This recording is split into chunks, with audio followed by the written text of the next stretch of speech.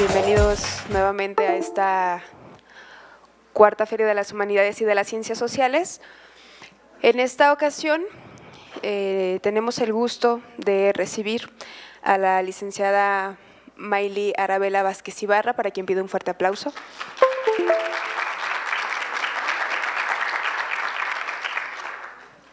También está con nosotros el maestro Rodrigo Diego de Rivera. Un placer que estés con nosotros. Buenas tardes. Y la maestra Gabriela Castañeda, para quien también pido un fuerte aplauso. En un momento más se integrará a esta mesa de humanidades aplicadas, experiencias, la maestra Carla Zafiro Rizo Contreras.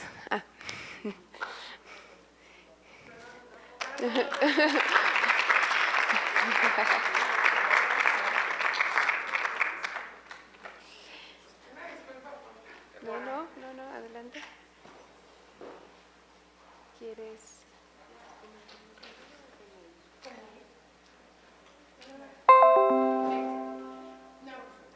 Vamos a comenzar. Sí.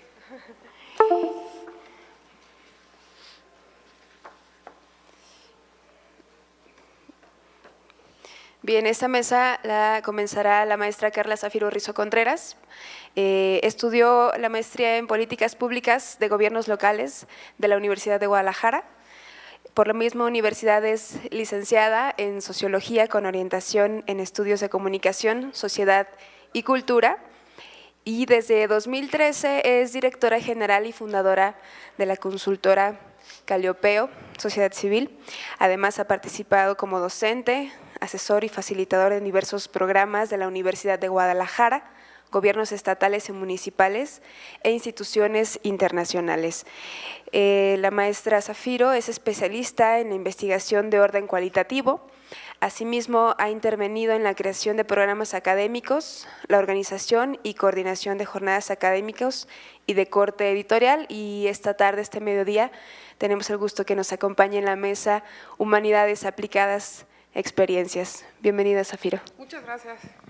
Buenos días. Una disculpa de nuevo por la demora. Me gusta hacer las entradas dramáticas. Lo logramos. Bueno, antes que todo, quería agradecer la invitación al doctor Eduardo Camacho, a Gaby, a la doctora Rosina. Y me parece muy interesante también poder regresar a mi casa, porque yo estuve trabajando aquí mucho tiempo en el centro universitario y yo la veo como mi casa, ahí me perdonarán. Y a Lagos también lo adopté como mi segunda nacionalidad.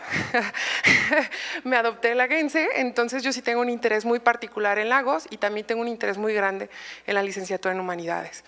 Me siento hermana de la ambigüedad de estudiar una carrera como Humanidades. Somos primos de esa necesidad extraña de las preguntas, ¿no? ¿Para qué estudias? ¿Por qué estudias eso? ¿Y qué es en qué vas a trabajar? Que creo que es las preguntas, ¿no? ¿Están aquí los de Humanidades? Sí, ¿verdad? Sí. Y psicología, bueno, hay un campo como un poco más específico y no se genera tanta ambigüedad o este nivel tan abstracto. Entonces, lo que yo quiero hacer, y es a lo que me invitaron, a compartir la historia, una breve historia, de cómo es que se forjó Calliope y cuál fue el sentido que impulsó llegar a concebir una empresa, ¿no? Desde un área como la sociología, ¿no? Entonces, ojalá que encuentren en ello un ejemplo, un eco, y pensar en qué otras posibilidades pueden estar desarrollando como licenciados en Humanidades, licenciados en Psicología, licenciados en Derecho, porque el mundo está cambiando y lo está haciendo muy rápido, afortunadamente, y eso nos demanda cosas, ¿no? Una postura también muy específica de qué es lo que vamos a hacer. Entonces, Lucy, ¿me ayudas? Fíjense que les traje unos brochures para estar apoyando la participación en contar esta historia de Calliope.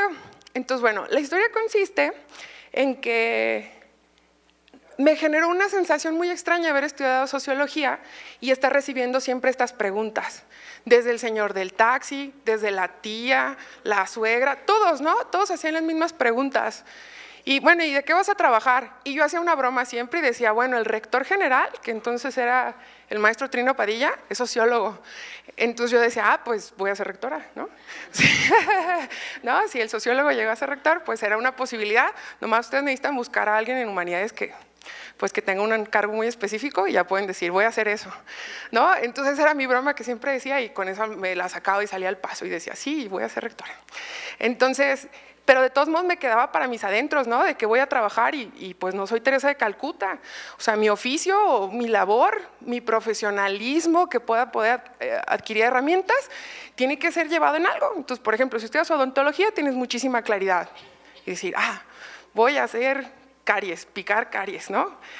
Perdón, doctora. Si eres arquitecto, también tienes un plano muy específico, inclusive si buscas una bolsa de trabajo, es muy específico que venga allí. Contadores, inclusive abogados se requieren, contratistas, etcétera, etcétera, etcétera.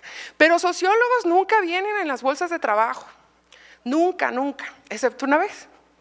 A mí me pasó que una vez, justamente cuando renuncié a seguir trabajando aquí en Lagos de Moreno, porque sentí que mi misión en la vida ya había culminado y quería más cosas, me llegaba todavía la bolsa de trabajo de UDG, entonces encontré un anuncio de una consultora, que no voy a decir el nombre, aún nos estimamos, pero no voy a decir el nombre, y entonces decía, se busca sociólogo o antropólogo, y venía en masculino, eso también me acuerdo. Y entonces me dio mucha curiosidad, y fue más la curiosidad, y por eso apliqué y me quedé con el trabajo. Pero yo no tenía idea qué era lo que iba a hacer. En ese momento no sabía, o sea, qué significaba ser sociólogo y que te pagaran además. Porque eso quería, ¿no? Yo quería un trabajo y quería que me pagaran. Entonces, afortunadamente sí me pagaron y me pagaban súper bien. Y yo no entendía, yo decía, no, pero en sociología usualmente uno tiene que pagar por esto, ¿no? Entonces me pusieron a hacer entrevistas, me pusieron a hacer análisis, me pusieron a hacer grupos focales, entrevistas grupales, trabajo etnográfico. Y yo era muy feliz, de verdad. Yo hubiera hecho eso pagando. No entendía por qué me pagaban por hacer algo que me gustaba tanto. Y entonces yo veía que todo lo que había leído también me servía para generar mis análisis. Y traía mi libro de Sam Weber, bueno, ya sí le puse Sam Weber, ¿no? De Max Weber. Y me ayudaba a hacer mis análisis también de índole política. Y entonces dije, mira, así se cobra. Y me gustó enterarme de eso, que me iban a pagar por algo que sé hacer y que no tenía claridad y que en la licenciatura nunca me dijeron que me podían pagar por algo que yo sabía hacer y tener como la claridad específica de que sí se puede pagar por algo que ustedes pueden hacer. Y me gustó. Lo disfruté mucho. Después en ese caminito encontré un consultor político que así firmaba sus tarjetas y decía consultor político.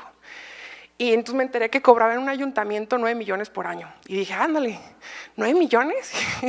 Y entonces trabajé con él, sin querer, me tocó trabajar en algunos proyectos con él. Y dije, él es consultor político por esto que hace. A lo mejor me sobré en soberbia, pero me dio mucha risa pensar que si él podía cobrar 9 millones, pues a lo mejor yo también podía, ¿no? Y me dio mucha curiosidad. Y coincidió con otra pregunta que recibí de un político, que me dijo, oye, necesito que me hagas un favor, quiero que me digas quién es el mejor sociólogo en Jalisco. Y dije, bueno, es que eso depende, ¿no? Tendremos que pensar si es sociólogo laboral, sociólogo en lo educativo, sociólogo político, sociólogo del deporte, ¿no? Y me dijo, no, yo nomás quiero un sociólogo. Y luego me dijo, la única socióloga que conozco, que sé que existe, así me dijo, es Beatriz Paredes. No sé si la conocen, que al parecer sí es una gran socióloga, ¿no? Es una de las mujeres mexicanas que ha logrado más en términos políticos. Puede ser muy discutible el partido en el que está, no importa, ¿no? Pero al final, pues, desarrolló su carrera de esa manera. Entonces me dio un poquito de vergüenza pensar que los sociólogos no somos reconocidos en ese aspecto, ¿no? De que la labor que tenemos con la comunidad no alcanza a brillar. Y entonces me cuestionaba también eso, ¿no? ¿Por qué en la carrera cuando nos dicen que vamos a hacer investigación y que vamos a ser docentes, por qué nada más eso?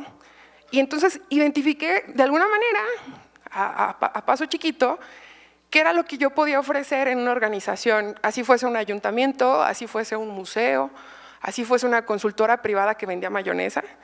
Y también entendí la parte de herramientas que fui desarrollando en la carrera, no tan bonitamente, pero bien, que fue la estadística, y la estadística aplicada. Y entonces entendí en la consultora que vender mayonesa no era malo, ¿no? Y que la chamba que hacían los mercadólogos, que eran como nuestros primos hermanos, también estaba interesante, pero que ellos sí sabían cobrar.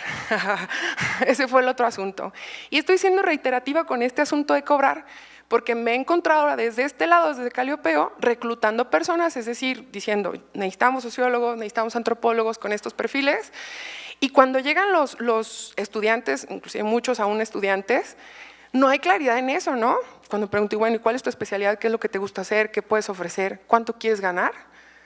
Siempre hay una cara larga y de sorpresa, porque en ningún momento se nos dijo que pues hay que cobrar.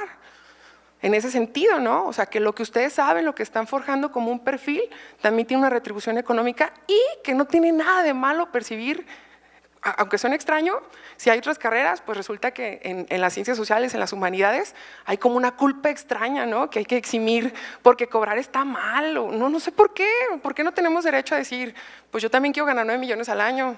Todavía no lo logro, espero hacerlo algún día, por si alguien sabe de algún contacto, estoy muy interesada. Pero bueno, eso es como un antecedente que hay, ¿no? Que les quiero hacer hincapié en esto. Y bueno, más cosas, me estuve metiendo en muchas cosas, siempre todos los cursos que fuese posible, idiomas y demás, todos los tomé en la medida que fuese posible. Sí, a trabajar gratis, fui voluntaria en muchísimas cosas, conocí muchas personas y también puse como en jaque qué más podía hacer, ¿no? Y de qué manera podía trabajar de socióloga. Entonces me llamó mucho la atención esa primera oportunidad que tuve de decir voy a trabajar de socióloga. Y me gustó muchísimo saber que sí podía trabajar de socióloga. Y que todas las herramientas que tenía, si fuese el libro más que les pasó de mano, todo tenía un sentido a la hora de ejercer, ¿no? Y que se sentía bien que fuese retribuido. Y entonces traté de eximir mi culpa por percibir un ingreso basado en mi trabajo. Y entonces identifiqué junto con otra compañera, que ahora es mi socia, Mayela, que es filósofa, que también vive en la ambigüedad esta, de las humanidades, que había una necesidad muy grande, que era la de generar información, porque hay poca información en México en la manera de sistematizar la información, y entonces pues dimos más brincos y teníamos claro que queríamos trabajar juntos y desde otro lado, que no fuese gobierno, y que no fuese una institución tan grande, por ejemplo, como la Universidad de Guadalajara, que con todo y que es maravillosa, es seguir trabajando dentro de un sistema con ciertas reglas. Y queríamos libertad también de hacer lo que se nos antojara con esos términos, y que implicaba un riesgo muy grande, ¿no? Porque hay que invertir el dinero que no tienes, y no tenemos padres empresarios. Coincidimos con otras personas, entonces también valoramos tener diferentes voces dentro de un mismo proyecto. Calliope está compuesto por 5 personas, perdón, con 6 socios, ya eliminé a alguien, no me conté a mí. 5 socios además de mí. Sanda, ella es del área de finanzas, Aidet es del área de estudios políticos, Patti es vecina acá, es de Guanajuato, que está en administración pública de gobiernos municipales, y Fernando es mercadólogo, Mayela, que ya dije que es filósofa, y yo soy socióloga. Y entonces generamos un equipo maravilloso porque podemos tener diferentes herramientas, ¿no? Técnicas de abordaje de la realidad, de análisis, de estudio, también de carácter, que eso es importante, y la otra de conocimiento, ¿no? De las diferentes áreas del conocimiento. Y entonces lo que tienen en la mano fue un resultado de muchísimos meses, de muchísimo tiempo, de gestación, así le denominamos esta etapa, ¿no? Creamos un proyecto y requirió de tiempo de gestación como un bebito, ¿no?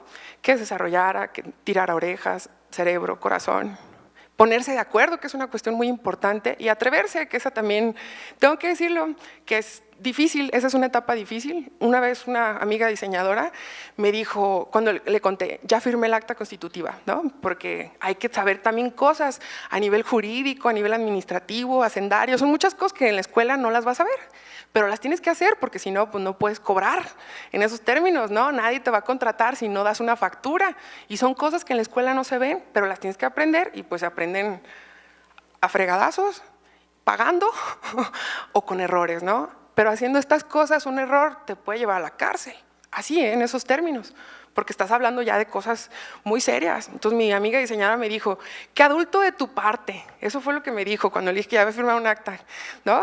Entonces el día de firmar el acta con un notario, que hay que pagar por eso, ¿no? Entonces en ese momento, y creo que todavía anda igual más o menos, si ustedes quieren organizarse y generar una asociación civil, una sociedad civil, cualquier organización que quieran, es un costo más o menos de inversión inicial de 10,000, 15,000 pesos. Y que se puede dividir, es una inversión que se tiene que hacer. En ese momento nos representó muchísimos ahorros, muchísimos esfuerzos para pagarlo entre todos. Y lo hicimos, y sí me sentí muy adulta, y en la mañana tenía náuseas de pensar en que tenía que firmar, ¿no? Y además que en el acta, que es un instrumento muy jurídico, muy bonito, con un lenguaje muy de abogados, decía que por 90 años, una cosa así, creo que firmamos. Entonces yo dije, ay caray, yo ni casada estoy, nunca he firmado un acta. Entonces sí, pues me dio muchas náuseas, honestamente, nunca había sentido tanta sensación así extraña, y me gustó después saber, ¿no? Entonces le pregunté a mi abogada, que era una amiga de la notaría, ¿qué sigue? Me dijo, pues trabaja, ya vende. Y entonces este fue el camino, ¿no? Que nos llevó una necesidad muy grande, tener una aventura, tener mucho compromiso, un compromiso también con cada uno de nosotros, que era saber que no iba a estar fácil y que nos cansamos de escuchar todo el tiempo, de decir que no había trabajo para el sociólogo, para el administrador público, para el politólogo, para el filósofo. No es que no hay trabajo, no es que no hay trabajo. Pero entonces la parte que nos corresponde a nosotros como profesionistas, como hacedores de cambio, no la estábamos haciendo, que era generar la necesidad de ello y tener condiciones también para hacerlo. Yo les di este brochure que nos costó, no tienen ni idea cuántos desvelos, porque una vez que tienes tantas profesiones juntas y tantas ganas de hacer tantas cosas, tienes que decidir qué vendes, así en esos términos, qué ofreces, qué servicios son los que ofreces. Y fue una tormenta conceptual, compleja, decidir qué hacer. Entonces, inclusive hasta en el diseño de qué se tiene que ver, las manos que tienen ahí en la foto lo hicimos en un estudio de un amigo, de un buen amigo, de Tavo Cortázar, que es fotógrafo, y que él improvisa todos sus aparatos para no comprarlos, usa tubos de PVC y usa unos filtros rarísimos. Fue una maravilla. Y entonces las manos son nuestras, hicimos un photoshoot muy divertido y quedaron, ¿no? Y nos gustó mucho que fuera también así, desde cero, arrancas desde cero. Y entonces esquematizar en decir, bueno, ¿qué tamaño va a ser tu brochure? ¿Va a ser blanco, va a ser negro, a colores? ¿No? ¿Cuánto cuesta? Porque todo cuesta. Entonces tener una oficina, rentar una oficina, ¿nadie limpia? No, o sea, no es lo mismo que trabajar en la universidad, que mágicamente aparecen las cosas, la silla en la que te vas a sentar, el lápiz con el que vas a escribir, la hoja en la que vas a imprimir. No es así. Cuando tienes una organización y una empresa que empieza en cero, hay que pensar en todo eso y todo cuesta, ¿no? En ese término. Si no vendes, no comes, no hay renta, no hay nada. ¿Sí? Entonces, ¿sí es complejo? Sí. ¿Sí se puede? Sí. Mi abogado, al salir de la primera reunión, me agarró del brazo y me dijo, yo nomás te digo, Zafirito, esto no funciona, pero hazlo. Y le agradezco mucho que me haya dicho eso, porque en realidad en la reunión, en vez de incentivar a que lo hagas, todas las cosas que nos decía, ¿no? Nos habló de la asociación civil, nos habló de las diferentes figuras jurídicas, que yo ni sabía que existían toda esa diversidad de opciones y todo lo que conllevaba. A nivel administrativo, Hacienda, ya los quiero ver con el fisco si no hacen bien las cosas. Pijama beige, yo lo tengo bien claro, a mí no me queda bien el beige y no estoy dispuesta a llevar un jumpsuit así completo, cárcel, ¿no? Hay que hacer las cosas bien, hay que darle esa seriedad, si no se sabe, hay que preguntar y luego tienen la super herramienta de internet, todo se puede hacer. Y todo tiene consecuencias, entonces también cada paso que se esté dando, inclusive yo tengo ya profesores, afortunadamente tuve esa experiencia, profesores que buscaron nuestro servicio. Y se siente bien, se siente bonito, ¿no? Que te puedan reconocer que lo que haces, lo haces bien porque también le pones corazón, ¿no? Y la otra es que saquen la casta, ¿no? De que son leones negros, son universitarios y no está mal lo que hacen, sino lo que estaría mal es que no hagan nada. Les quería también traer el brochure porque quiero decirles que con todo y que uno ponga todo el esfuerzo y todo el empeño, puede haber errores. De hecho, hay unos errores. Y les voy a confesar que con todo y que somos 6 socios muy minuciosos que nos han calificado de ser medio loquitas con esa cuestión del que no haya ningún error. Después de 3 años de tener un brochure, no habíamos identificado que teníamos errores de dedo. Y cuando nos dimos cuenta, así, la verdad es que alguien sí lloró, no voy a decir quién, pero alguien sí lloró. Y fue muy triste, ¿no? Porque nos había costado mucho dinero imprimir y en la mañana que sacamos los brochures, dijimos, es que ¿para qué tenemos tantos, no? Y siempre caes en el engaño del impresor, ¿para qué imprimes 500? Imprime 2000, es lo mismo. Entonces imprimes 2000, pero entonces imprimieron, no fueron 2000, seguro fueron más, y se imprimieron con errores. Y eso pues, se siente muy triste, ¿no? Saber que tú estás hablando y abonando de que haces las cosas muy bonitas y perfectas y que después de 2 años nunca nadie se había fijado que tenía un error de dedo. 2 errores cuando estás hablando que haces bien las cosas. Y entonces esto lo puse así en evidencia, me puse de pechito y puse a Calliope de pechito para evidenciar que los errores iban a seguir pasando y que con todo y que le pongan todo el empeño, pues también se van a llevar fiascos porque somos humanos, pero de eso pues hay que aprender, ¿no? Y hay que asumir también las consecuencias de lo que hagamos. Y en este momento de formación, que era lo que yo quisiera dejarles, e invitarlos a que no les dé miedo, que sí lo hagan, que se pongan de acuerdo entre ustedes, que se comuniquen, que están en un centro universitario que goza de unas condiciones maravillosas que no existen en otro centro universitario de toda la red. tienen mecatrónicos, tienen de derecho, tienen psicólogos, tienen un equipo multidisciplinar ahí, puesto en la mesa. Lo que hagan o no hagan, ya depende de ustedes, pero tienen así un eje de potencia impresionante que podrían destrozar todo el Bajío si quisieran, en un buen sentido. Es muy importante. Entonces yo los invito, inclusive nosotros tenemos un convenio de prácticas profesionales. Ahorita justamente estamos trabajando un proyecto con el centro universitario. Si tienen alguna curiosidad de iniciativa, nos encanta colaborar. Estamos organizando también varios eventos con muchas organizaciones y estamos puestos, ¿no? Nos gustan las ideas descabelladas porque qué aburrido hacer lo que siempre se hace. Y se puede hacer teniendo una plataforma así. Nos ha costado mucho trabajo y dinero también los errores, ¿no? Entonces, pues queremos también aprovechar el caminito que ya anduvimos, inclusive hasta en esas cosas de adultos formales y serias, ¿no? De hay que facturar y luego que no sé qué, que el contrato, ¿no? Sí es una lata, tengo que confesar, ¿no? Que como socióloga de Guaraches, que alguna vez usé, que hoy también vengo de Guaraches, pero no usé morral, pero sí me bañaba, también cabe decir, que era la más fresa de sociología porque sí me bañaba.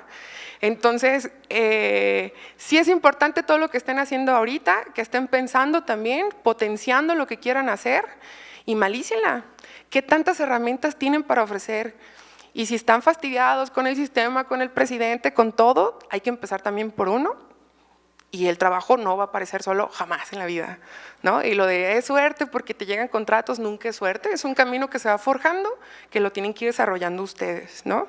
Eso es lo que yo quería compartirles, ¿no? Entonces, bueno, ahí está Calliope, ya vieron lo complejo que es el brochure, que dice hacemos chile, mole, pozole, aguas y todo también, hacemos todo, hacemos nada. Decidimos enfrentar ese reto, ¿no? De una ambigüedad conceptual de los servicios que se ofrecen y es lo que nos quedó. Y esa es la historia de Calliope. En este momento el equipo creció, somos cerca de 15 personas entrando, saliendo, varios colaboradores y estamos muy contentos y los caminos también se siguen abriendo, ¿no? Traemos varios temas interesantes. Este año decidimos que va a ser el tema enfocado a género, porque seguimos viviendo muchos machismos y no nos gusta, con todo la cabeza a mí me corresponde tener ese trabajo en Calliope, soy la directora general y el consejo está constituido por más mujeres que hombres. Sin querer, en un momento fuimos casi puras mujeres y nos gustaba, ahora son un montón de muchachos peludos, pero está padre también. Y hay que estar abiertos a cosas, ¿no? No hay que pelearse con ningún área de, ay, los abogados, ay, los mecatrónicos, al contrario, hay que sumar fuerzas y diferentes perspectivas. Entonces, pues esa es mi historia, aprovechen todo, aprovechen el centro. Muchas gracias. Muchas gracias.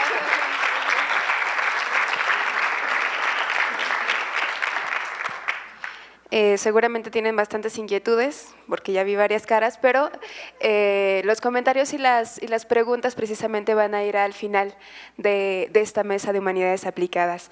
Muchísimas gracias, Zafiro.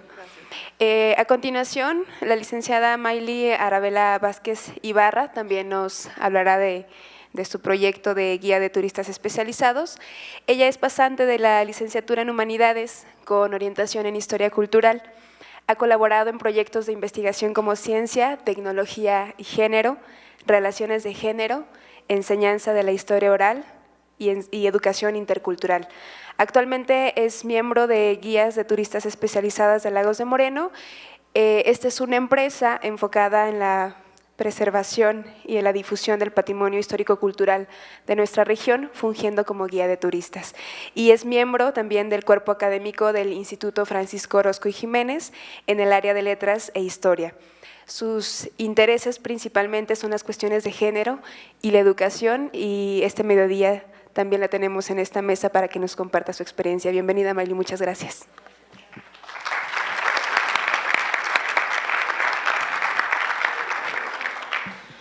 Hola, buenos días. Me da mucho gusto ver a algunos compañeros y ya caras nuevas de generaciones que ya han entrado y ya pues uno se deslinda un poquito y no conoce. Una inquietud que mis compañeros de generación y yo tuvimos siempre acerca del área que estábamos estudiando era precisamente a qué nos íbamos a dedicar, como todos lo tenemos, ¿verdad? Conforme la andanza, conforme la licenciatura, nos dimos cuenta de que en realidad el ser autogestivos es un compromiso desde ser ciudadanos hasta ser estudiantes y dedicarse a una área científica, ¿no? Entonces, tuvimos nosotros la oportunidad, algunos compañeros de la licenciatura en Humanidades y gente externa, tuvimos la oportunidad de cursar un diplomado para guías de turistas. Esta era una cuestión que ya algunos de los compañeros de mi generación y algunos otros colegas de otros semestres habíamos inclusive planteado, así de que por qué si en otras partes se podían dar este tipo de proyectos, por qué nosotros no generar un tipo de proyecto así. Y entonces se va dando esta oportunidad de cursar un diplomado, algo que nos avalara ese proyecto, porque también los papeles son muy necesarios, son cosas de adultos, ya decía Zafiro. Entonces, pues bueno, incursionamos, inclusive el diplomado para guías de turistas especializadas en la cultura de Lagos de Moreno, fue gestionado también por una de las maestras de aquí del centro universitario, la maestra Irma Guerra, la tuvimos como maestra también, y bueno, cursamos el diplomado y cuando salimos dijimos, bueno, entonces, ¿hacia dónde nos vamos a enfocar, no?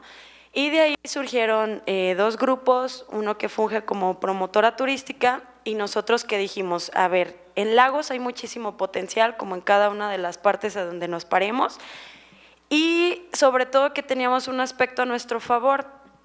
No existían proyectos como tal que fueran destinados a atraer el turismo, a que se mostrara todo lo que hay aquí en Lagos, y bueno, hacia eso va enfocado nuestro proyecto, para ser guías de turistas de Lagos, para Lagos, y ahora sí que muy trillado y por Lagos, ¿verdad? Nuestro proyecto está conformado por 3 humanistas, 2 somos del área de Historia Cultural y otra más es del área de Antropología y Cultura, Saraí. Y bueno, cuando decidimos formar este grupo también estaba otra de las integrantes que ella es administradora, ingeniera en administración. Entonces fue algo muy padre, precisamente como nos comentaba Zafiro, el poder reunir, el poder trabajar con otras áreas que no son precisamente de las humanidades, en nuestro caso, y veíamos que ella tenía unas preocupaciones que nosotros no teníamos y viceversa. A ella le preocupaba mucho la cuestión formal de, bueno, ¿qué vamos a hacer, no? Un colectivo, una cooperativa, una asociación, una empresa, ¿cómo nos vamos a constituir? Y bueno, conforme la andanza, que inclusive también le pedimos algunos asesoramientos a Zafiro, conforme la andanza decidimos que íbamos a hacer una empresa local. Y también tuvimos que hacer todas estas cuestiones que ya nos platicaba Zafiro, de ir a darse de alta en Hacienda, de firmar papeleo, de estar checando si se va a poder dar factura, todas esas cuestiones también las tuvimos que ir aprendiendo, porque pues sí, en el área de humanidades nos hace un poco falta también este tipo de asesoramiento, ¿no? Que nos habla acerca de las cuestiones legales a las que te tienes que enfrentar en ciertas circunstancias si tú decides gestionar alguno u otro proyecto. Pero bueno, yo creo que esto es parte del ser autogestivos, el ir conociendo conforme la andanza todo lo que se tiene que ir trabajando, y bueno, nos constituimos como una microempresa local formada de puras chicas, 3 humanistas y una administradora. Y nos enfrentamos con estas cuestiones de las comparativas, ¿no? Por ejemplo, había gente que venía y tomaba un tour con nosotros y nos decía, oye, ¿ustedes estudiaron turismo? Y así de, no, somos humanistas. No, pues es que se nota radicalmente la diferencia, ¿no? Porque los chicos que estudian turismo, y no es por demeritar a nadie, solamente estoy comentando los comentarios, las experiencias que tuvimos en este ámbito, nos decían, bueno, es que sí es totalmente diferente cuando tú tomas un recorrido con un guía que te va explicando pues nada más como de manera más seca, más puntual ciertas cuestiones y punto. y ustedes tienen como un acervo un poquito más desarrollado.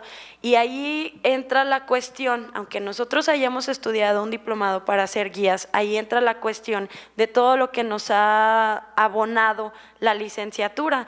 Esta búsqueda de fuentes, algunos maestros que también nos han apoyado, nos hemos acercado con algunos maestros del centro universitario para que nos den también algunas charlas acerca de algunas temáticas que podemos desarrollar en los recorridos. Y bueno, así ha sido nuestra labor. No ha sido nada fácil porque nuestro proyecto es un proyecto independiente y lamentablemente, bueno, sí, más lamentable que otras cuestiones, hemos tenido que trabajar de la mano con el ayuntamiento. Eso es algo que a nosotros de cierta manera ha ido truncando algunas cosas, porque tenemos que apegarnos a su organización, a la organización que tenga cada dependencia, cada instancia, y pues la verdad, sobre todo eso, el que uno trata de tener comunicación con todos y hay un momento en el que no se puede, ¿no? Entonces, sí hemos tenido que picar piedra en este sentido del turismo, nos hemos enfrentado con diversas cuestiones, aparte de las legales, para constituirnos como empresa, cuestiones como estas de trabajar con instituciones muy fuertes que muchas veces pues no dan su brazo a torcer y pues ha sido un poquito complejo, pero como decía Zafiro, sí se puede. Y sobre todo eso es una responsabilidad que nosotros debemos de ejercer, el ser autogestivos, el no estar preocupándonos pensando en, bueno, y si salimos, ¿quién me va a contratar, no? Digo, ya es responsabilidad de nosotros también estar ejerciendo nuestras propias ideas, nuestros conocimientos, de enlazar todas esas herramientas y poder lograr un producto que vaya a generar algún cambio, que sobre todo, como bien lo dice Mario Bunge, ¿para qué sirve la ciencia? Para generar un cambio social. Entonces, ¿de qué nos sirve haber estudiado algo si no lo vamos a aplicar en ese sentido? Y pues bueno, en esta cuestión, a nosotros nos toca pensar qué es lo que vamos a hacer, qué tipo de proyectos podemos ejercer. Me da mucho gusto que muchos de los compañeros estén realizando proyectos y proyectos que no son pagados, que uno de repente lo hace por amor al arte, porque sí, es cierto, hay una cierta cuestión ahí de que uno piensa que a lo mejor pues a eso, que tenemos todas las herramientas y a eso nos podemos dedicar, pero sí tenemos que romper con esa barrera porque sí necesitamos comer, necesitamos sobre todo saber que las humanidades son algo de lo que se puede vivir, ¿no? Y romper con ese estereotipo también de que pues las humanidades son para gente que no se baña, que no tiene que hacer, para los hippies que no importa si, no importa si no les pagan o que no. Entonces, por ahí nosotros en esta andanza del proyecto nos dimos cuenta con algunos mercadólogos, con algunos administradores y hasta jueces también y algunos otros abogados, que realmente sí tiene uno que saber venderse, que eso era algo que nosotros decíamos, ¡ay! Nos choca como esa frase, ¿no? De hay que saber venderse, porque igual y choca como un tanto con lo que nosotros estamos viendo en la licenciatura, todas las cuestiones del sistema, pero es una realidad, o sea, debemos de saber ejercer un proyecto, planearlo, ejercerlo y saber venderlo. Siempre tuve yo muy en cuenta las palabras de la maestra Lina, cuando nos platicaba que ella tenía conocidos que se dedicaban a eso, a planear, a realizar proyectos y a venderlos, y que era una cuestión que se pagaba muy bien. Entonces, también como el desde siempre haber tenido estos testimonios, el conocer personas como nuestros maestros que tienen cargos importantes, que no sabemos si ganan bien o ganan mal, ¿verdad? Pero de alguna manera están viviendo de lo que les gusta, están viviendo de lo que les apasiona. Ya lo vemos, no solamente el campo de la docencia o de la investigación nos puede generar un ingreso, sino que ya nos toca a nosotros gestionar el cómo podemos empezar a ejercer. Y pues bueno, ya es todo lo que quería compartirles. Gracias por escucharme.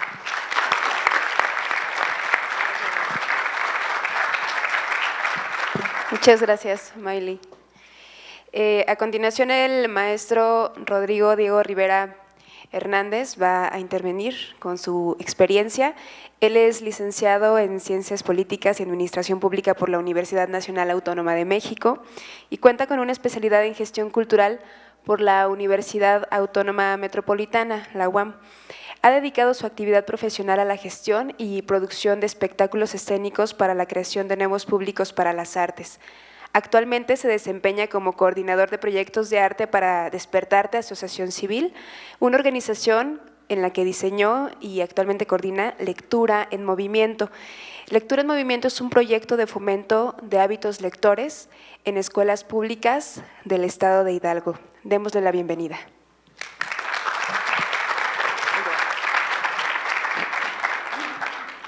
Gracias, Gaby. Para empezar, y lo digo un poco en broma, pero es muy en serio, y siempre trato de corregir estos errores que aparecen en las semblanzas curriculares. No soy maestro, soy licenciado nada más todavía, tengo una especialidad, pero bueno, es para que no digan luego que cuando descubran que no lo soy, que estuve, exacto, que estuve engañando.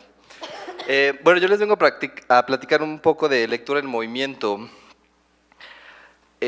Hace 2 años y medio que entré a trabajar Arte para Despertarte. Arte para Despertarte es una organización de la sociedad civil que fundó una familia, la familia Salmán. La familia Salmán tiene una serie de empresas y desde hacía tiempo realizaban una serie de actividades no lucrativas a las que le querían dar como organización y como cierto perfil. El problema es que no sabían qué perfil darle. Entonces yo empecé a hacer una serie de estudios en mi área, digamos, del conocimiento, y cuando me topé con el asunto de los hábitos lectores, me quedé prendado del tema. Es un tema que a mí en particular me gusta mucho porque me gusta mucho leer. Y me encontré con un dato en particular que se me hizo francamente escandaloso y que me parece que en buena medida explica la situación del país en términos sociales, de violencia y de muchas cosas. 60 de cada 100 jóvenes que salen de la preparatoria en México, 60 de cada 100 no entienden lo que leen. O sea, pasan alrededor de 2-3 años en preescolar, si es que van al preescolar, luego pasan 6 en primaria, pasan 3 en secundaria, pasan 3 en preparatoria y no saben leer. Porque el no comprender lo que uno lee, pues es como no leer, ¿no? Es una especie como de analfabetismo funcional. Y pues yo tenía que hacer otra serie trabajar otra serie de temas, pero ese tema hice ahí como unos arreglos ahí para que el mejor tema, el mejor presentado y el más viable fuera el asunto de la lectura a la hora de presentarlo al consejo, y pues lo logré, ¿no? Entonces, una cosa que teníamos clara era que no queríamos, digamos, hacer un proyecto pues de acuerdo a estos sistemas de los que han hablado mis compañeras, de ir a la CEP o ir a organizaciones educativas del gobierno y tratar de bajarlo así, porque son sistemas que están muy viciados. Entonces, pues ahora sí que la investigación pedagógica se empezó desde abajo, y me fui topando con muchas sorpresas. Yo no soy pedagogo, pero me encontré con que el tema de la falta de hábitos lectores en México está sobrediagnosticado. O sea, todo el mundo sabe por qué no funciona, ¿no? Tanto en México como en el mundo, digamos, pero en México está como muy claro. Y además me encontré con otras sorpresas, como que la investigación pedagógica en el mundo respecto a qué es lo que se tiene que hacer para que un niño lea, por lo menos en la escuela, pues también está clarísimo desde hace por lo menos, o sea, yo pensé que se había encontrado el hilo rojo o el hilo negro, perdón, hace 5 o 10 años, y que es una cuestión de tiempo para que se establezca en el sistema educativo, pero resulta que no, resulta que la investigación pedagógica que ha hecho todos estos descubrimientos tiene alrededor de 50 años. Entonces, claramente ya no va a llegar, ¿no? No va a llegar, al menos con este sistema. Entonces, hay una brecha enorme entre la investigación pedagógica de cómo debe de aprender a leer un niño para que comprenda y la enseñanza que se le da a los maestros en las escuelas normales y a la vez lo que los maestros dan en las aulas a los niños, ¿no? Y en este camino pues, encontramos muchos vicios, desde la excesiva burocratización, la escuela como institución que es una institución muy conservadora, la falta de voluntad política, intereses sindicales y cualquier cantidad de vicios que ustedes podrán adivinar, ¿no? Y una de las conclusiones muy interesantes que encontramos, que encontramos en este proceso de investigar, es que la lectura funciona de manera distinta fuera de la escuela a cómo funciona dentro de la escuela.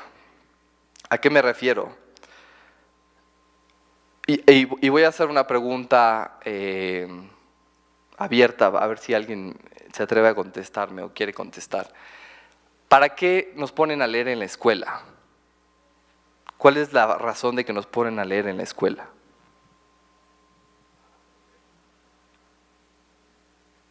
Sí, allá, por favor. Eso debería de ser, pero no lo es, porque generalmente en la escuela nos ponen a leer para aprender a leer. O sea, la razón de que nosotros leamos es aprender a leer. La razón de que nosotros escribamos, y menciono la escritura también porque son procesos que van de la mano, es para aprender a escribir. Entonces, supuestamente llega un momento en la educación primaria que nosotros aprendemos a hacer eso. Y entonces la razón de ser de la lectura y de la escritura pierde total sentido, porque entonces ya aprendí a leer, entonces va el control de lectura, va el resumen y una serie de… O sea, aprendemos a leer casi para que nos lleguen más tareas, ¿no? Que no tienen ningún fundamento pedagógico. O sea, es una puerta, es una meta, digamos, la lectura. No es un medio exactamente, es un fin.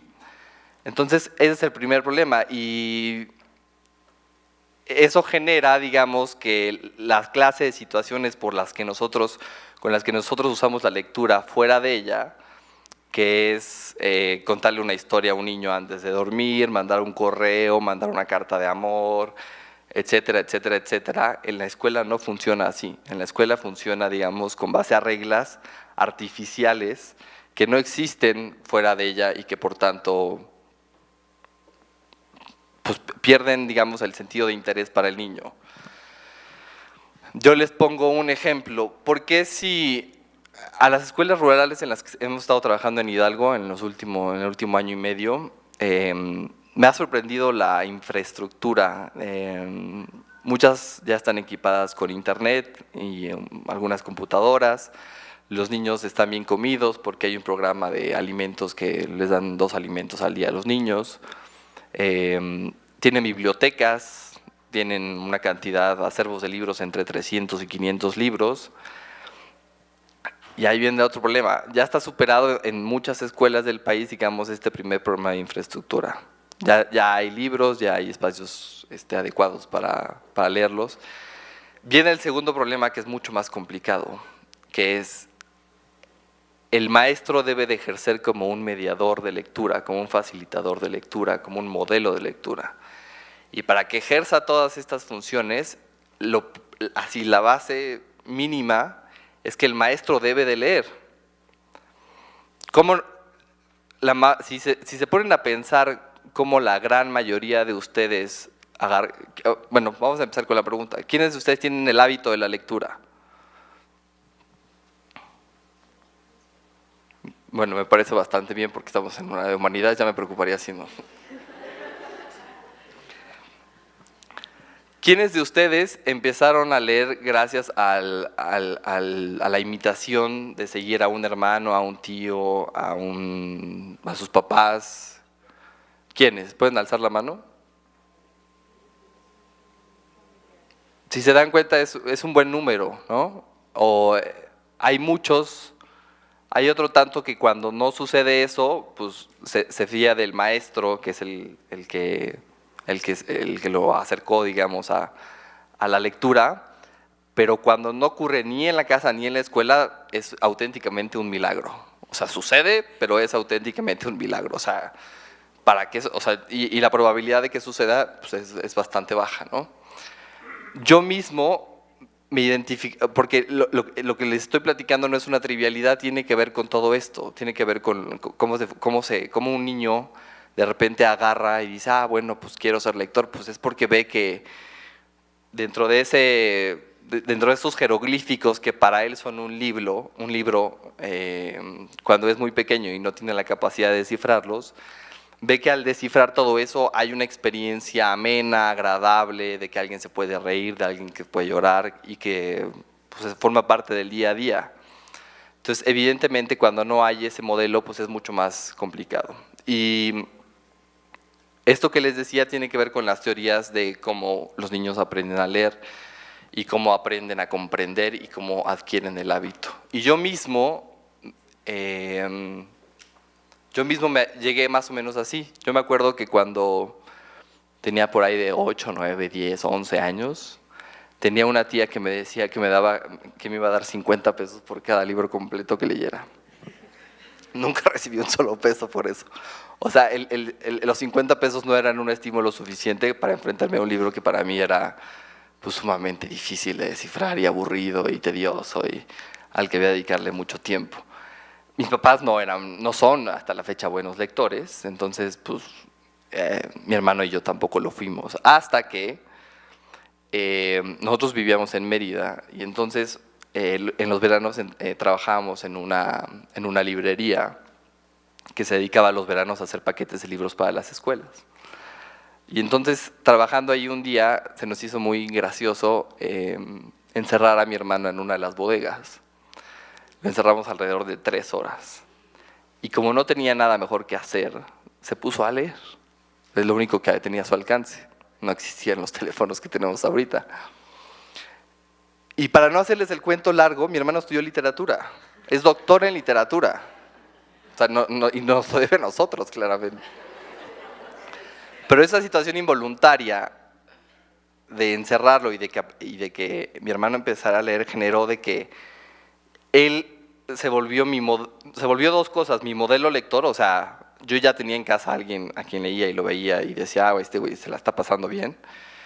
Y 2, se volvió mi facilitador, porque me llegaba y me hablaba de García Márquez y de Álvaro Mutis y de una serie de escritores que yo no conocía hasta entonces. Y entonces, dentro de esa inmensidad que puede ser una biblioteca, yo ya sabía a dónde ir primero y qué buscar ahí.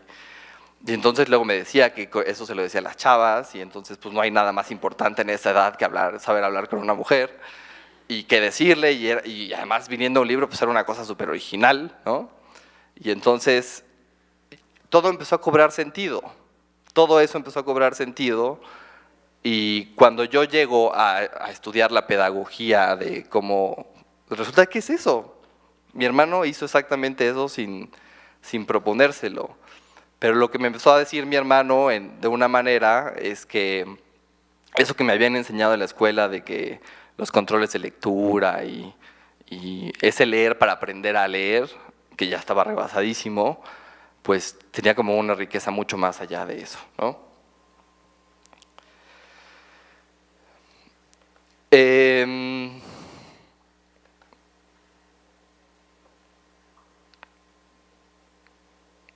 Y al final de cuentas esto es como, hay una frase que me gusta mucho, que el promover la lectura es como los valores, no sé, y es el grandísimo error que tenemos a nivel, pues, o sea, en las ferias del libro, en las escuelas, los maestros quieren que sus alumnos lean sin hacerlo ellos. Es una situación muy cómoda de sí, y van y ponen presentaciones de PowerPoint muy bonitas y donde salen elefantitos y leones pero el asunto es que ellos no lo hacen. Entonces, el asunto de fomentar la lectura es como los valores, no se enseña, se muestra como una forma de vida. Si el maestro lo muestra como una forma de vida, si el maestro en vez de pasarles lecturas a los niños y ponerles controles de lectura, que además si se ponen a pensar es bastante paradójico, porque yo hago un control de lectura, se lo paso a los niños y ellos contestan algo, yo no tengo manera siquiera de calificarlos porque yo no lo he leído. Y eso sucede mucho más frecuentemente de lo que ustedes creen.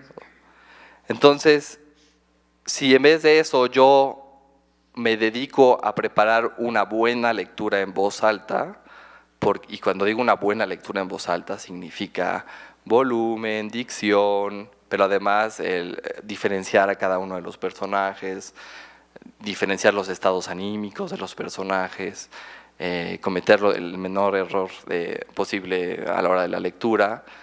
Eso cambia completamente y eso abre las perspectivas de los niños, pero eso se tiene que ensayar. Y esa es una de las partes en lectura en movimiento que más trabajo nos cuesta. El trabajo, o sea, trabajamos con los niños y los niños entienden muy rápido la idea de que en los libros hay magia y hay historias y hay muchas cosas que ellos no sabían que existían. Pero cuando uno va con el maestro a capacitarlo, a hablarle de esto que es tan elemental, más para nosotros que somos humanistas, pues sí, es muy complicado esa parte del convencimiento. Incluso con los padres de familia es mucho más sencillo porque aprenden también que hay una riqueza ahí implícita que además pueden compartir con sus niños, ¿no? Nosotros somos muy insistentes con los padres de que les lean a sus hijos, de que son momentos de intimidad que no se olvidan, que se quedan en la memoria emotiva de los niños.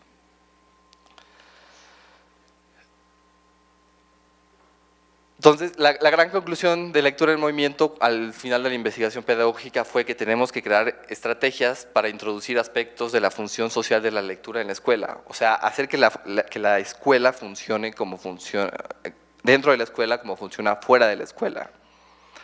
¿Y cómo es eso? O sea, ¿cómo se logra eso? Pues primero involucrar a todas las partes de la comunidad escolar. Tenemos que trabajar, sí, directamente con los niños, pero sobre todo para que el proyecto sea sustentable, trabajar con los maestros en la capacitación, estarles recordando frecuentemente y enseñarlos a leer en voz alta, acercarlos al conocimiento de los libros que tienen. Hay cosas tan increíbles en las escuelas que uno llega y los 400 o 500 libros del acervo están en cajas. Es cuando le pregunto a los maestros por qué están los libros en las cajas, para que no se maltraten. Entonces, los libros son sagrados porque nadie los toca, ¿no? O sea, ahí están y pues sí, están muy bien conservados, pero nadie, está la incapacidad y la ceguera a veces, que pues preferimos que los libros estén ahí bien acomodados a que estén en donde deben de estar, ¿no? O me ha pasado situaciones en el recreo, los maestros están comiendo, llega un niño después de la lectura que les hice yo entusiasmados y quieren hojear libros y consultarlos. Y el maestro los regaña y les dice, no es hora de leer, váyanse a jugar. O sea, si no es hora de leer en un momento recreativo, pues no sé cuándo, ¿no? Y además estando yo enfrente después de lo que les acabo de decir, pues, y entonces hay como algunas estrategias básicas para que este modelo de cómo funciona la lectura fuera de la escuela se introduzca dentro de la escuela. Uno, ya lo mencioné, es la lectura en voz alta. Buenas lecturas en voz alta, al menos al principio, cada 15 días. Dos, charlas literarias. Suena muy complejo, ¿no? Charlas literarias. Charla literaria significa hablar de los libros con los niños, de las historias. Pero ojo, y vuelvo a la base mínima de que los maestros tienen que conocer muy bien el libro que están tratando, porque si no, no van a saber qué seguir preguntando. Ustedes llegan y se paran frente a un grupo de niños y les preguntan, ¿qué les pareció? Está bonito. ¿Les gustó? Sí. ¿Por qué? Pues porque está bonito y porque el personaje hizo tal. Si ustedes no saben qué seguir preguntando, la conversación ahí se acabó y la charla literaria duró 1 minuto y medio, si bien les fue. La charla literaria justamente implica saber qué preguntar y romper esas respuestas inmediatas para que los niños reflexionen de toda la historia y y puedan… Hay una frase muy bonita de un libro de un pedagogo que se llama Aidan Chambers, que tiene un método que se llama Dime, y es un método justamente creado para crear charlas literarias, de Sara, una niña de 8 años, que en una de las charlas literarias que tuvo con uno de sus maestros dijo: nosotros no sabemos lo que pensamos de un libro hasta que hablamos de él. Y si se dan cuenta, es más o menos lo mismo que nos ocurre a nosotros cuando vamos a ver una película o cuando leemos un libro y hay partes que no entendemos, nos ponemos a platicar con un amigo, compartimos entusiasmo, compartimos no extra experiencia propia, compartimos lo que entendimos y muchas veces incluso ellos nos sacan de la duda de decirnos: no, así no es, esto pasó, esto no pasó, y entonces nosotros tenemos una comprensión de la historia que no teníamos antes de platicar con esa persona. Y la tercera, basiquísima, que tiene que ver con el espacio físico de dónde están los libros, es uno, que los libros estén accesibles, o sea, que haya libros en la escuela. Si ya hay libros, perfecto, tenemos un problema menos. Dos, que estén disponibles, que estén fuera de las cajas. Eso es, yo sé que suena como algo muy obvio, pero me he topado con que desgraciadamente no lo es. Y tres, con que estén presentables. Si ustedes piensan en casi cualquier biblioteca a la que ustedes hayan ido o librería, ustedes ven, entran y los libros están acomodados, el espacio está limpio, o sea, se les antoja estar ahí, pues, no es un lugar donde uno se la pasa bien y puede estar uno consultando los libros horas. Pues cuando no sucede eso y no importa tanto la infraestructura de la calidad del librero y eso, pero si el espacio está sucio, si los libros están desacomodados, si hay desorden, difícilmente se le va a antojar a alguien, quien sea, pues estar ahí y consultar un libro, ¿no?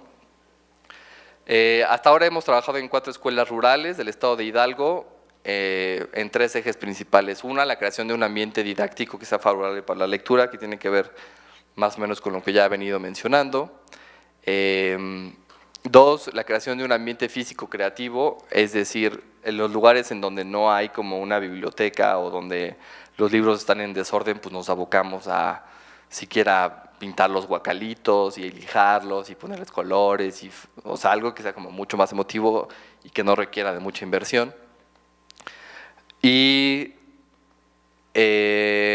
una cosa bien bonita, que ahorita voy a intentar proyectar esto allá arriba en un momento más, es crear, decidimos que para cerrar, digamos, el ciclo en cada escuela, íbamos a pintar un mural literario, es decir, los libros que los niños elegían o eligen a los personajes literarios, a sus personajes literarios favoritos que conocieron a lo largo del proyecto, y contratamos a un artista, y entonces esos personajes se plasmaron en un mural que se queda en su escuela, ¿no?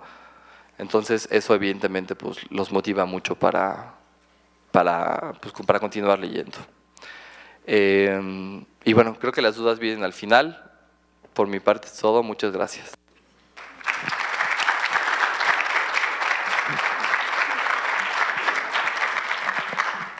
Muchas gracias, Rodrigo, por esta experiencia.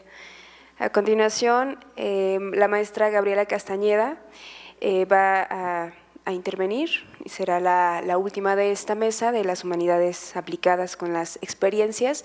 Ella es diseñadora editorial junto con Nicolás Pradilla. Ellos fundaron el taller de ediciones económicas en el año de 2010. Es un proyecto que ha sido acreedor de becas y apoyos por parte del Programa de Estímulos y Desarrollo Artístico, Fundación y Colección Jumex, Proyecta y Conaculta.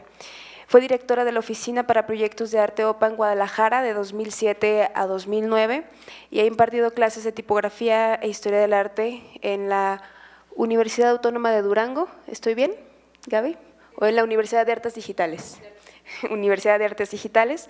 Recientemente terminó la maestría en Estudios Filosóficos en la Universidad de Guadalajara con beca de CONACYT y actualmente coordina el Centro para la Cultura Arquitectónica y Urbana. Démosle la bienvenida.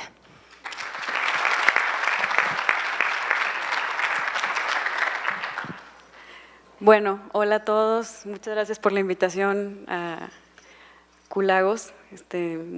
Con mucha emoción de estar aquí con ustedes.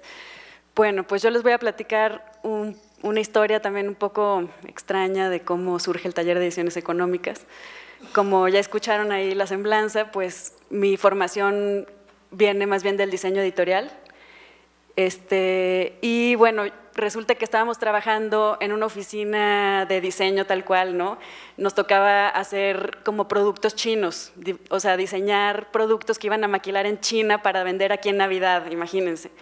Entonces yo me sentaba pues, en mi escritorio, ¿no? Todo el día, imagínense, haciendo muñecos chinos horribles, y acá al lado mío estaba Nicolás, que ahora mi socio, gracias, también haciendo muñecos chinos, ¿no? Y entonces todos los días decíamos, ¿qué estamos haciendo? Sí ganamos un sueldo, sí nos va bien, pero ¿queremos hacer esto? Pues no, la verdad es que no nos gusta nada.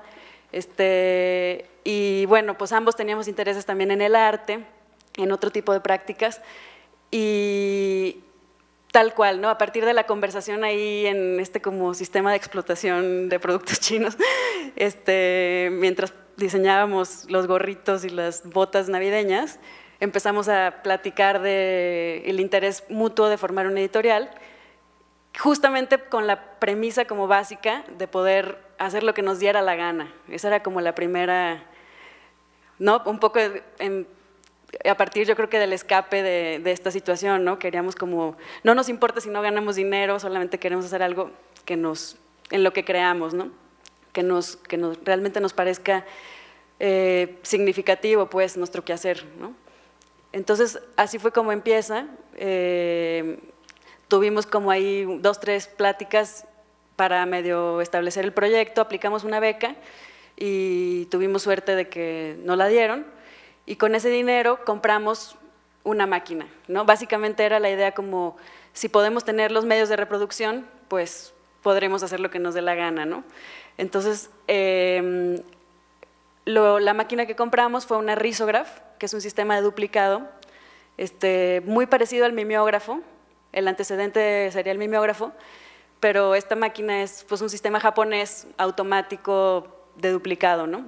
Que permite hacer ejemplares a bajo costo, prácticamente sin merma, es decir, no hay, ¿cómo les diré? Bueno, pues sí, merma, desperdicio, exacto. Entonces, eso también reduce costos, ¿no? Y aparte, la máquina pues, es bastante sencilla para operar, ¿no? Es una maquinita que por fuera parece fotocopiadora y nos permitía a nosotros mismos poder operarla y no depender de delegar esa parte, ¿no? Nosotros mismos podíamos hacernos cargo de eso. Entonces, fue el modo en que comienza el taller, y bueno, digamos, a partir de esta situación, lo que nosotros queríamos trabajar era un modelo que se denomina Small Press, ¿no? Básicamente es una prensa de pequeña escala, donde Nicolás y yo realizábamos todas las partes del proceso, desde escoger qué contenidos queremos publicar, diseñarlo, editarlo, realizar toda la impresión hasta llegar al final de la distribución, ¿no? Y bueno, y en ese camino es donde viene nuestro acercamiento a las humanidades. A partir de tener que estar trabajando como con el contenido, pues nos dimos cuenta que los dos, siendo diseñadores, estábamos como cojos de una pata al no tener como las herramientas más teóricas, ¿no? que aporta pues la escuela, digamos, no sé, acá digamos, en diseño pues son los oficios, ¿no? Todo se trata de oficios, de saber hacer, y realmente hay poco hincapié en el pensar, ¿no? El pensar lo que estás haciendo, el pensar cómo lo estás haciendo. Y entonces por ese lado siempre estábamos como medio inconformes pues, en ese universo del diseño, ¿no? Porque nos hacía falta el otro lado de las humanidades. Entonces, al momento de ponernos a estudiar, pues, ¿no? Nicolás en el DF, en la UNAM, se metió también a estudiar allá una humanidad, yo acá en la UDG me metí a filosofía, y pues eso nos dio un poco como más herramientas, ¿no? para poder enfrentar la labor del editorial. Entonces, bueno, por ese lado un poco mi mensaje va hacia que a veces es necesario pues, brincar a otras disciplinas, ¿no? En nuestro caso fue un poco al revés, pero hay, a veces hay que incursionar en otros ámbitos y no sé ustedes, digo, si ustedes vienen de las humanidades, no sé cómo se enfrentan al otro lado de los oficios, ¿no? Pero hoy en día también hay veces que los modelos imposibilitan poder tener a 10 personas trabajando en tu empresa, o más si es un modelo más cultural como el nuestro, ¿no? Que es una editorial. Entonces, acaba uno teniendo que hacer como varias cosas, ¿no? Y por eso mismo, bueno, pues las herramientas ahí ayudan, ¿no? Conocer de todo un poco. Bueno, les voy a enseñar aquí algunas imágenes de la máquina para que se den una idea. Gracias.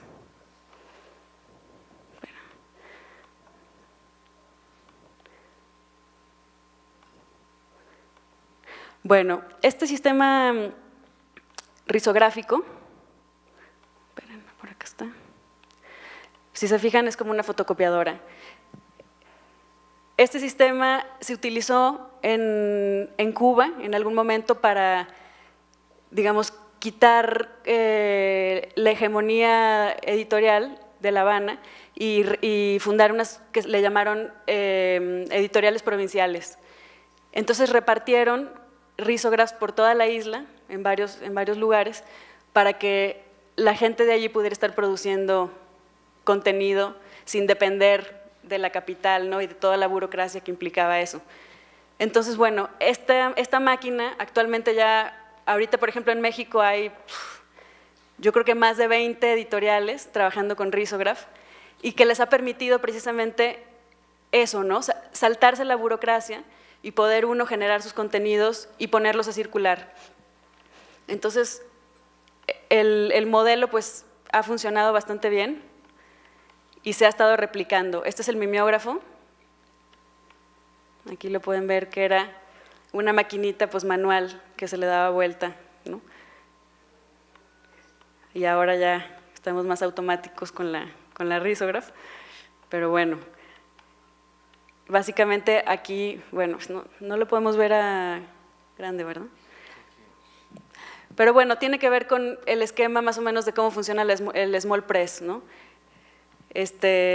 La distribución, la impresión, el diseño y los contenidos, la edición, la conceptualización, todo eso lo estamos ahí realizando entre los que estamos de una forma no separada, ¿no? Sino que todos estamos metidos en todos los ámbitos. Y eso también genera otro tipo de lógica de quehacer, ¿no? En vez de separar los quehaceres, estamos metidos en las mismas, en todos los aspectos, ¿no?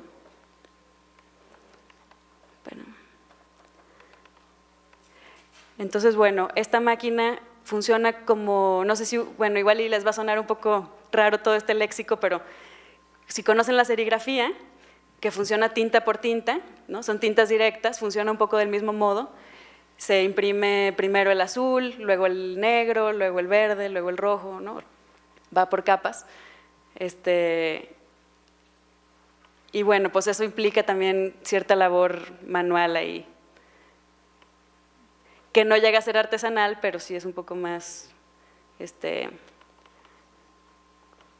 un poquito más tedioso el asunto.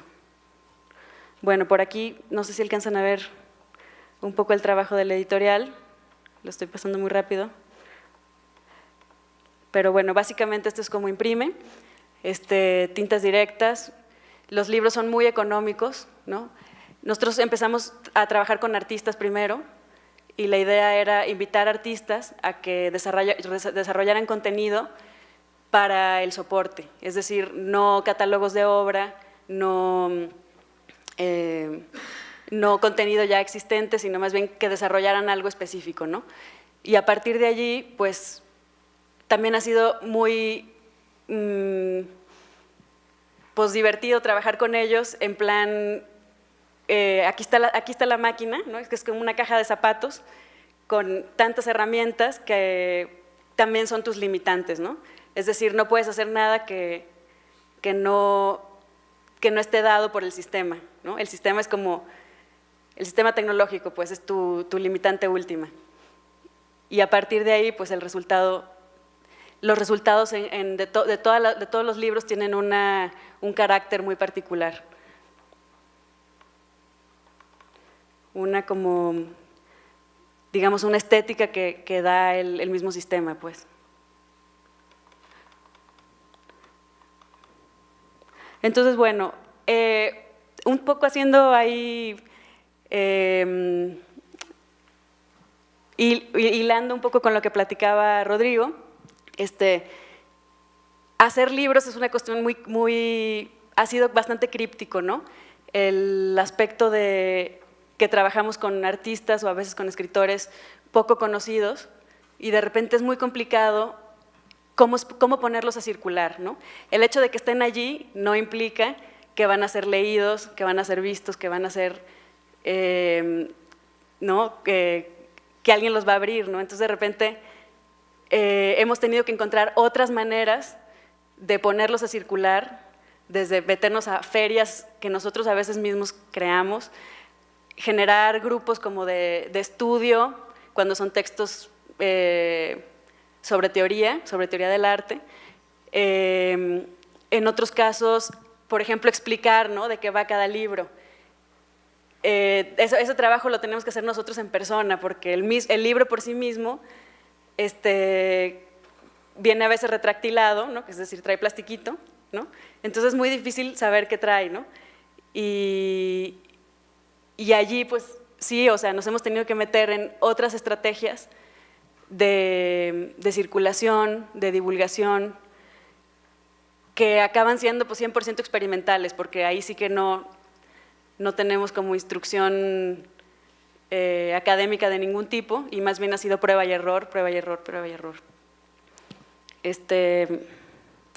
Y bueno, pues la consigna de la editorial ha sido eso, como dar visibilidad a cosas que nos parece que vale la pena, sin tener que pasar por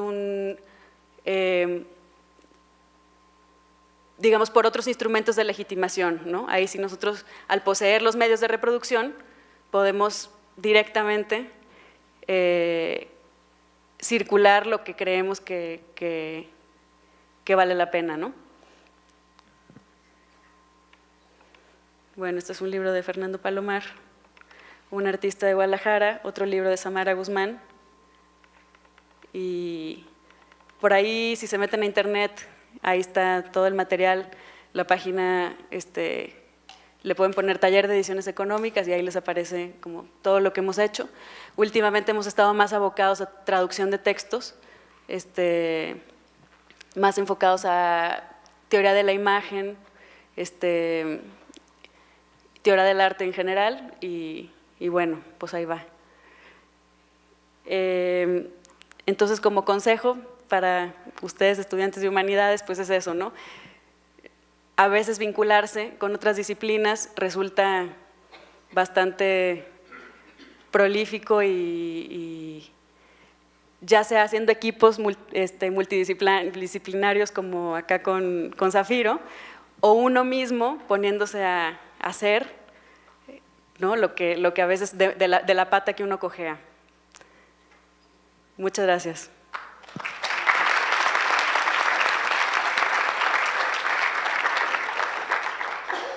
Yo quería mostrarles nada más lo que les dije que les iba a mostrar del mural literario. Este mural lo hicimos, fue uno de los murales que hicimos en las escuelas, en la primaria Federico Acorso del municipio de Tulancingo, en el estado de Hidalgo. Y me gustó en particular porque vinculó como la historia del lugar. Resulta que hace poco descubrieron unas cuevas que Lina está investigando, y pues los niños ya asumieron que ahí descendían naves extraterrestres y no sé cuántas cosas. Entonces, lo que ven del lado izquierdo, al lado de las serpientes, pues es como la serpiente saliendo de esa cueva. y bueno, digamos que cada parte de la gente con la que trabajé, de cada sector, de los papás, de los niños y de los maestros, eligió a uno o varios personajes. Los papás eligieron el famoso emperador del cuento de Hans Christian Andersen de El traje nuevo del emperador, cuando el emperador sale desnudo, por eso lo ven ahí con sus pompitas de fuera. Y bueno, aparece Matilda y pues, otra serie de personajes que los niños fueron descubriendo en sus libros. Este mural evidentemente ya se queda de manera fija en su escuela. Y bueno, nada más. Y bueno, de lo que decía Gabriela, de esto que van a empezar seguramente ustedes cuando salgan de la carrera, a empezar a incursionar en otras disciplinas, lo creo muy probable, porque mis compañeras, creo las dos han pasado por eso, ¿no? O sea, yo he pasado por eso. Yo siendo politólogo, luego me metí en la gestión cultural y dentro de la gestión cultural terminé produciendo ópera. O sea, son cosas que nunca me imaginé que iban a pasar, porque en la carrera yo ni siquiera conocía la ópera, así que son cosas que pasan.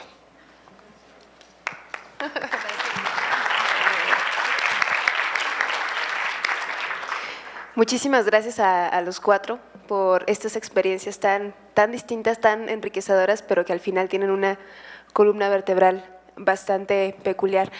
¿Alguno de ustedes desea preguntar algo, hacer algún comentario al respecto? Trabajar con uno de ellos.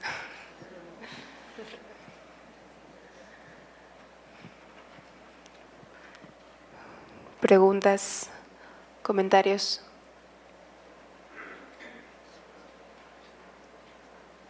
Sí. De este lado. Gracias.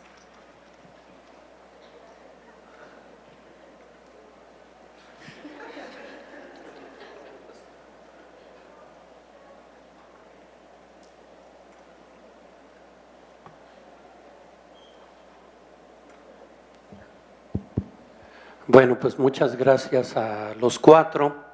Y sobre la compañera del taller de ediciones económicas, bueno, toda microempresa pues requiere ser sustentable económicamente.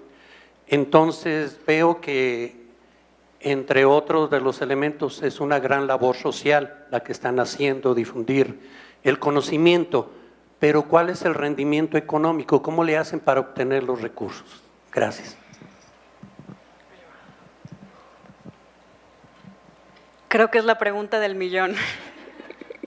Sí, de hecho, justo lo que comenzaba diciéndoles, ¿no? Que empezamos esto no queriendo ponerle la presión al proyecto de que nos diera de comer. Entonces, tanto Nicolás y yo seguimos trabajando en diseño editorial, encargos, ¿no? Y otras cosas, otras chambas por ahí y por allá. Y ahorita llevamos 7 años de operación y todavía no logramos ganar. Es decir, el proyecto lo mantenemos, en parte gracias a becas, que no nos encanta eso, la verdad es que quisiéramos poder prescindir de las becas, pero ciertamente es muy complicada la distribución también para este tipo de tirajes, porque son libros prácticamente, como les decía, crípticos, de autores desconocidos.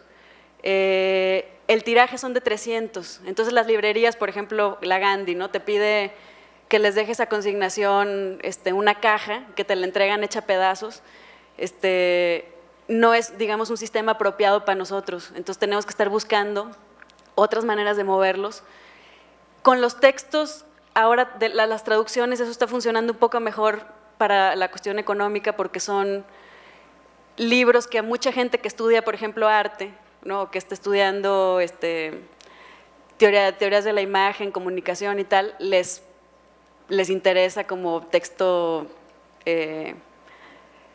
pues, no sé, lectura obligada, ¿no? Entonces, por ese lado, ahí empezamos a ver una beta un poco más viable, pero la consigna es, no vamos a hacer nada más por vender, ¿no? O sea, la lógica más bien de operaciones, preferimos ir muy lento y publicar únicamente lo que nos parece pertinente y creemos, ahora sí que en cuerpo y alma de eso, en eso, a estar, digamos, vendiéndonos al mejor postor, ¿no? Este proyecto lo hemos querido manejar así, ¿no? Sin embargo, nosotros, como les decimos, pues tenemos que también comer y vivir, y ahí andamos viendo a ver qué hacemos por otros lados para sobrevivir. Lo único que sí hemos visto es a muchas otras editoriales fracasar por justamente ponerle tanta presión al proyecto. Entonces, al ponerle tanta presión económica, digamos que uno mismo lo ahoga, ¿no?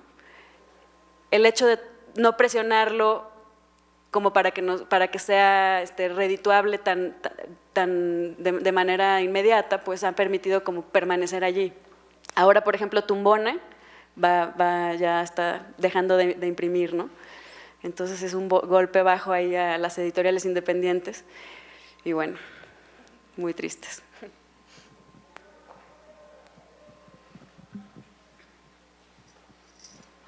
Muchas gracias. Gracias, Gaby. ¿Alguien más desea hacer algún comentario o tiene alguna pregunta? ¿Nadie? Bueno, pues queremos hacerles entrega de unos presentes por parte del Centro Universitario de Los Lagos por su participación en esta cuarta Feria de las Humanidades y de las Ciencias Sociales, y muchísimas gracias a los 4 por compartirnos estas valiosas experiencias. Seguramente en el pasillo los van a abordar.